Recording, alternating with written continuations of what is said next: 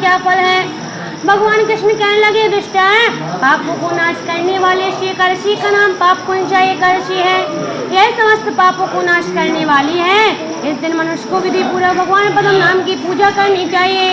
यह एकादशी मनुष्य को मनवांछित फल देकर स्वर्ग को प्राप्त कराने वाली है।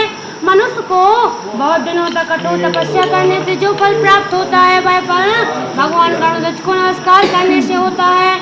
जो मनुष्य अज्ञानवश होकर अनेक पाप करते हैं और हरि को नमस्कार करते हैं, वे नरक में नहीं जाते।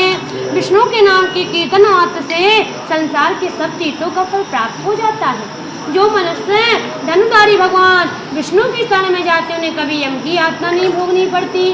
जो मनुष्य वैष्णव होकर शिव और शैव होकर विष्णु की निंदा करते हैं, वे अवश्य नरकवासी होते हैं। शास्त्रवत यज्ञों से जो फल प्राप्त होता है, वह फल एकादशी के व्रत के 16वें भाग के बराबर भी नहीं होता। संसार में एकादशी के बराबर कोई पुण्य ही नहीं है और इसके बराबर ना कोई पवित्र व्रत है। जैसे एकादशी के व्रत के अलावा कोई व्रत नहीं है। जब तक मनुष्य भगवान पद्म नाम की एकादशी का व्रत नहीं करते, तब तक उनकी देह में पाप निवास करते रहते हैं। एकादशी स्वर्ग मुक्त चौरायुगता सुंदर स्त्री अन्न और धन को देने वाली है। एकादशी के व्रत के बराबर गंगा का या काशी कुरुक्षेत्र पुष्कर पुण्यवान नहीं है। हरिवासर एकादशी का व्रत करने और जागरण करने से सहज ही मनुष्य को विष्णु पद प्राप्त हो जाता है। हे राजन, इस व्रत को करने वाले 10 पीढ़ी मातृपक्ष की, 10 पीढ़ी पितृपक्ष की, 10 पीढ़ी स्त्री पक्ष की और 10 पीढ़ी मित्र पक्ष का उद्धार कर देती है।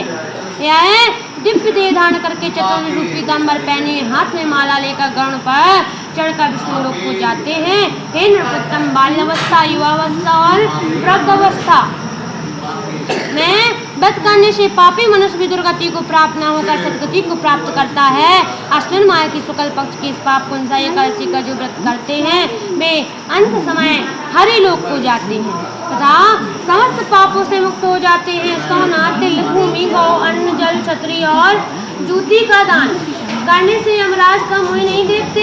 जो मनुष्य किसी प्रकार के पुण्य कर्म के बिना जीवन के दिन व्यतीत करते हैं, वे लोहार की भट्टी की तरह निर्जीव के समान।